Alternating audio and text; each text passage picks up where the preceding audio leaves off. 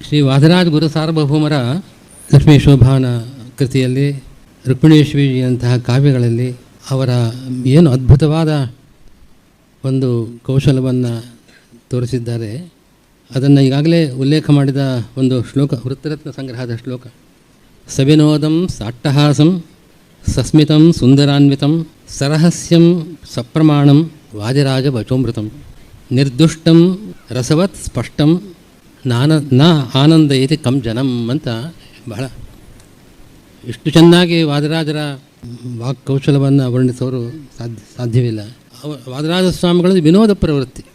ಯಾವುದೇ ಒಂದು ಶಾಸ್ತ್ರ ಗ್ರಂಥಗಳಲ್ಲಾಗಲಿ ಅಥವಾ ಕಾವ್ಯಗಳಲ್ಲಾಗಲಿ ಅವರ ಎಲ್ಲ ಮಾತುಗಳಲ್ಲೂ ಕೂಡ ವಿನೋದ ತುಂಬಿಕೊಂಡಿರ್ತದೆ.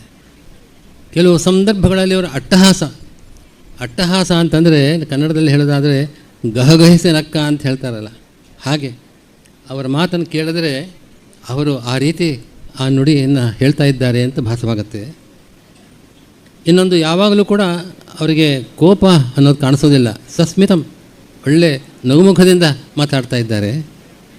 ಆಡಿದ ಮಾತು, ಪ್ರತಿಯೊಂದು ಮಾತು ಕೂಡ ಸುಂದರಾನ್ವಿತ, ಬಹಳ ಸುಂದರವಾಗಿ ನಮ್ಮ ಮನಸ್ಸಿಗೆ, ನಮ್ಮ ಇಡೀ ಕಿವಿಗೆ ಎಲ್ಲದಕ್ಕೂ ಕೂಡ ಆಪ್ಯಾಯಮಾನವಾಗಿರ್ತಕ್ಕಂಥ ಮಾತು.